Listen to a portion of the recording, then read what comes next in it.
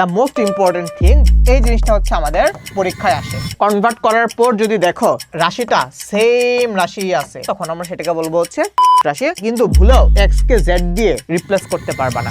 এখন হচ্ছে আমরা বুঝবো দ্য মোস্ট ইম্পর্টেন্ট থিং, যেটা বোঝানোর জন্য আমি তোমাদেরকে এতক্ষণ পর্যন্ত পক করছি। এখন আমরা বুঝবো যে চক্রক্রমিক রাশি, বুঝছো? এই জিনিসটা হচ্ছে আমাদের পরীক্ষায় আসে, চক্রক্রমিক রাশি।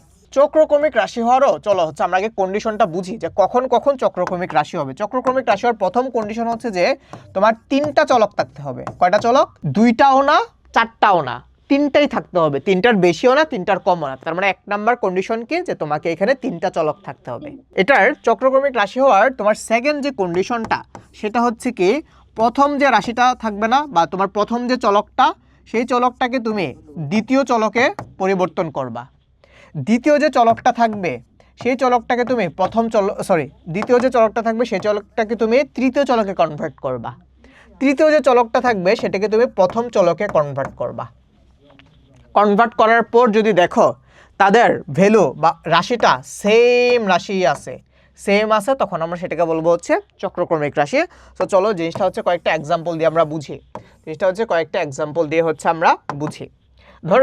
ধরো হচ্ছে আমি একটা এক্সাম্পল দিলাম, প্লিজ আগে একটু বুঝো, আমি আগে বুঝে নিই তারপর কোশ্চেন করো। ধরো আমি একটা এক্সাম্পল দিলাম, x square plus y square plus z square. Okay, তারপর ধরো আমি লিখলাম plus x y plus y z plus z x. আচ্ছা, এখানে প্রথম রাশি, দ্বিতীয় রাশি, তৃতীয় রাশি বলে তুমি যে কোনো একটাকে ধরলেই হইলো। ওয়াই হচ্ছে ধরো আমার দ্বিতীয় চলক, আর জেড হচ্ছে আমার তৃতীয় চলক। এটাকে আমি ধরে নিলাম, ঠিক আছে? আর ম্যাক্সিমাম টাইমে তোমাকে যে এটা এইভাবে দিয়ে দেওয়া থাকবে যে function of x comma y comma হচ্ছে জেড, এই আকারে তোমাকে বলেই দেওয়া থাকবে যে এটা কার ফাংশন। বেসিক্যালি এটা হচ্ছে তোমার এক্স ওয়াই জেড এর ফাংশন, ঠিক আছে? তো তখন তোমার জন্য ব্যাপারটা আরো ইজিয়ার হয়ে যাবে এবং এমনি দেওয়া থাকবে। তাহলে এটা হচ্ছে তোমার প্রথম চলক এক্স, দ্বিতীয় চলক হচ্ছে ওয়াই, আর তৃতীয় চলক কি, জেড।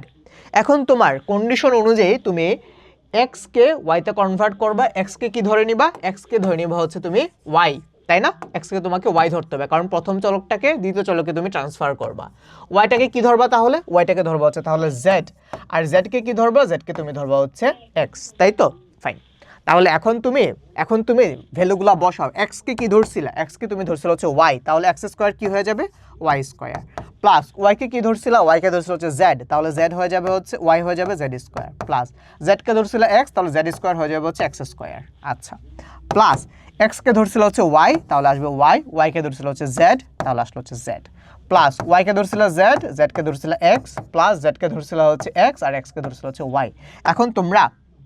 এখন তোমরা আবার একটু দেখো তো, তুমি এখানে যেগুলো পাইছো, যেখানে এক্স স্কোয়ার ছিল এক্স স্কোয়ার পাইছো, ওয়াই স্কোয়ার পাইছো, ওয়াই স্কোয়ার ছিল ওয়াই স্কোয়ার পাইছো, জেড স্কোয়ার ছিল জেড স্কোয়ার পাইছো। এটা হচ্ছে ওয়াই জেড, এই হচ্ছে তোমার ওয়াই জেড, এই হচ্ছে তোমার এক্স ওয়াই, এই হচ্ছে তোমার এক্স ওয়াই, জেড এক্স।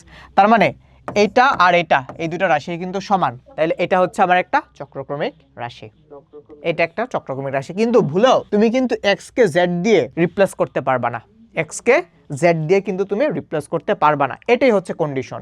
কন্ডিশনটা কি, যে প্রথম যেটা থাকবে প্রথমটাকে তুমি দ্বিতীয়টা দিয়ে রিপ্লেস করবা, দ্বিতীয়টাকে তৃতীয়টা দিয়ে রিপ্লেস করবা, তৃতীয়টাকে প্রথমটা দিয়ে রিপ্লেস করবা। বুঝছো? ঠিক আছে? তাইলে যদি এই দুইটা কন্ডিশনকে যদি ফুলফিল করে, তাহলে সেটা হয়ে যাবে কি, সেটা হয়ে যাবে হচ্ছে আমার চক্রক্রমিক রাশি।